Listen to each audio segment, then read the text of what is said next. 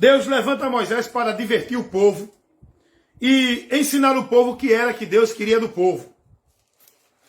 O que Deus queria do povo não era que o povo vivesse a vida, a formalidade religiosa. Os cerimoniais que Deus pediu ao povo de Israel não era aquilo que o povo tinha que priorizar. O povo tinha que priorizar a palavra de Deus, a lei que Deus deu ao povo. O povo tinha que priorizar a instrução de Deus que ele dava ao povo. Porque os rituais que Deus pedia, o sacrifício, o holocausto, as oferendas, era apenas para que o povo não sofresse a sua ira. Porém, olha, se você pecar, já que pecou, ofereça um sacrifício para remir o seu pecado. Vá no templo, vá no tabernáculo, o sacerdote é quem tem autoridade para trazer esse sacrifício a mim, para que a minha ira não caia sobre você. Deus disse isso ao povo, mas Deus não disse ao povo, olhe, vocês podem ficar pecando, depois venha e ofereça sacrifício. Não, e o povo ficou preso nisso, disse, não, a gente peca, a gente não está nem para a palavra de Deus, depois a gente vai e oferece um sacrifício, um holocausto, e aí Deus, está tudo certo. Deus, ele pediu isso, orientou isso ao povo, para não punir o povo naquele momento, para que a ira dele não caísse sobre o povo e fosse aplacada a ira de Deus por um pouco de tempo. Mas o povo não quis saber da direção de Deus. O povo não quis saber da palavra de Deus. O povo se acostumou, disse, não, vamos viver a nossa vida como a gente quer. E depois a gente vai e oferece sacrifício. A gente vai no templo, no tabernáculo e faz a nossa devoção lá. É isso que Deus quer e acabou-se. E saindo daí, quero mais compromisso com Deus não. A minha vida pertence a mim. Eu penso, eu falo, eu decido, eu sinto, eu ajo, eu reajo do jeito que eu quiser. E eu quero saber de instrução da palavra de Deus. Eu quero saber de me dirigir pela palavra de Deus. Eu quero viver dentro dos meus desejos.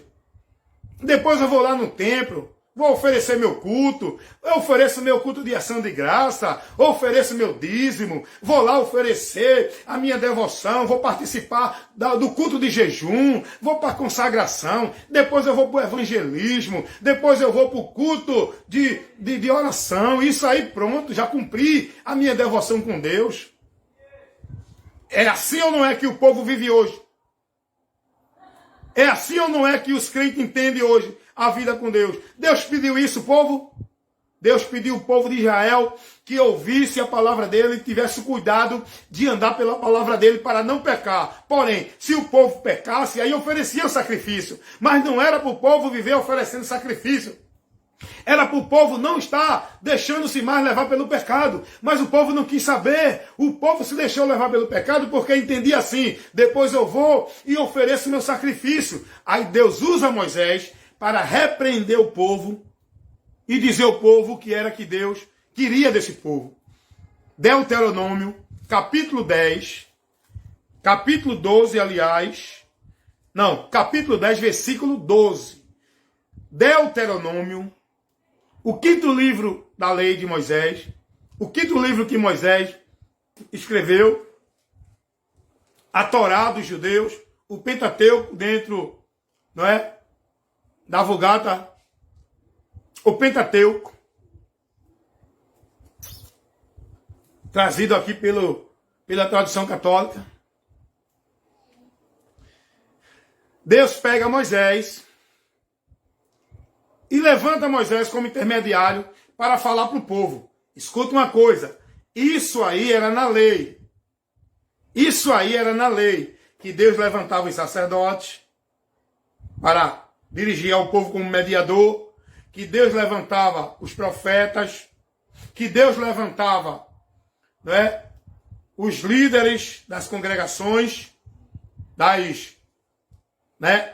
do povo, para isso. Eram os sacerdotes, os profetas. O povo não poderia ir a Deus sem o intermédio do profeta. Isso na velha aliança, viu, gente? Aprendam isso. Tem gente querendo viver isso na nova aliança. E tem pastor aplicando isso, tá? Tá errado. Pastor não é sacerdote. Pastor não cumpre o ofício sacerdotal. Não existe mais o ofício sacerdotal. Pastor não é intermediário entre Deus e o povo. Pastor não pode fazer sacrifício entre Deus e o povo. Pastor não intercede pelo povo. Deu para entender? Como era no Velho Testamento, como era na dispensação sacerdotal. Pastor não cumpre mais hoje função sacerdotal. Porque hoje, o nosso sumo sacerdote, que oferece o nosso sacrifício a Deus, que intercede a nós diante de Deus, é Jesus.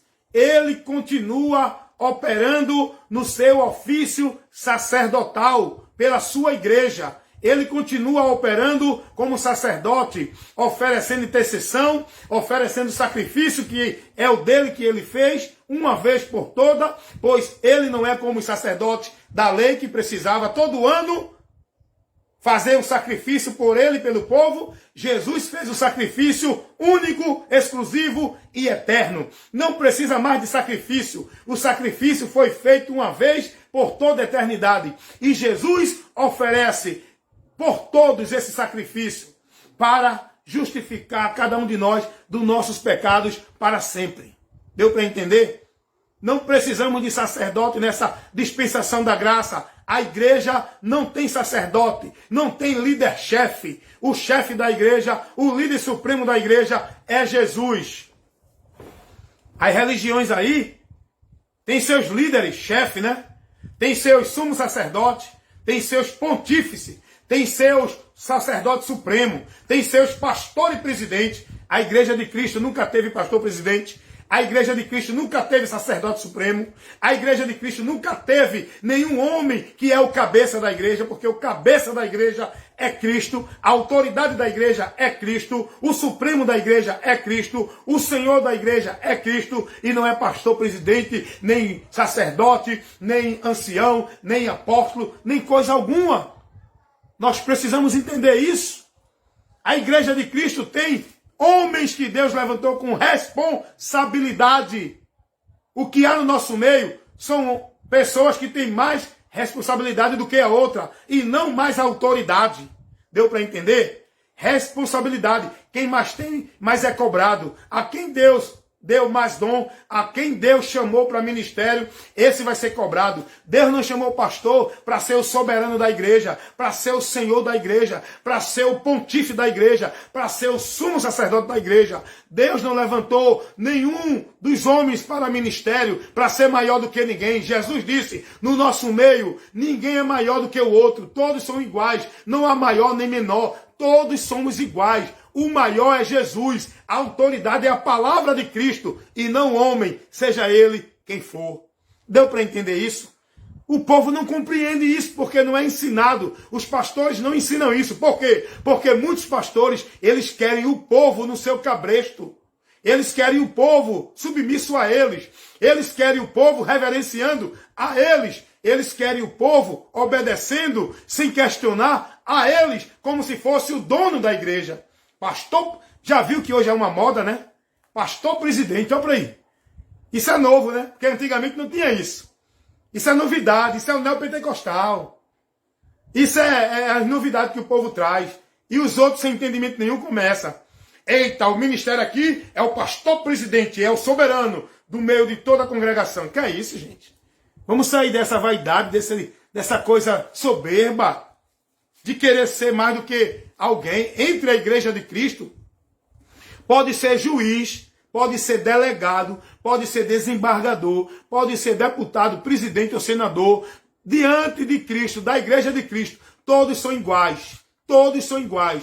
A autoridade não é no cara porque ele é pastor. A autoridade não é no cara porque ele é juiz. A autoridade não é no cara porque ele é desembargador. No reino de Cristo, a autoridade é de quem está na palavra. Pode ser o menor, mas está na palavra, esse tem autoridade. A autoridade não é o homem, é a palavra. E quem estiver na palavra tem a autoridade de Deus. Quem estiver em Cristo tem a autoridade de Deus. Aprendeu isso aí?